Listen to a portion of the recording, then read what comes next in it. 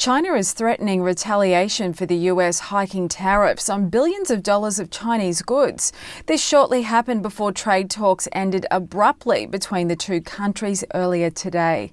NTD's Holly Kellum has the details. China's vice premier sat down with U.S. representatives for a second day of trade talks in Washington.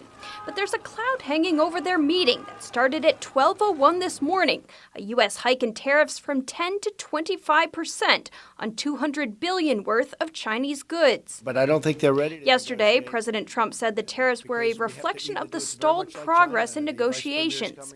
This comes after he halted a scheduled increase in tariffs on March 1st, saying the trade talks were, quote, moving along nicely. We were getting very close to a deal, then they started to renegotiate the deal. We can't have that. The tariffs are a great alternative to a trade deal, he said, predicting the U.S. will take in roughly $100 billion over the course of a year.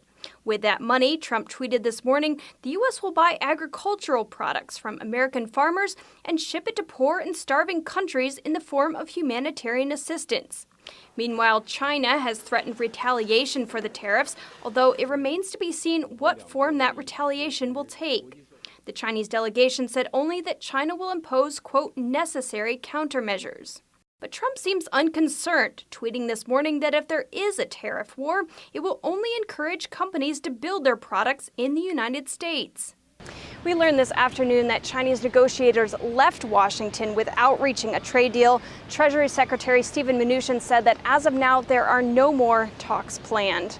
President Trump yesterday said that the U.S. is working on another tranche of tariffs. That would be 25% on $325 billion worth of Chinese goods. However, he said after the talks broke down today that depending on how future negotiations go, those tariffs could be removed. Holly Kellum, NTD News.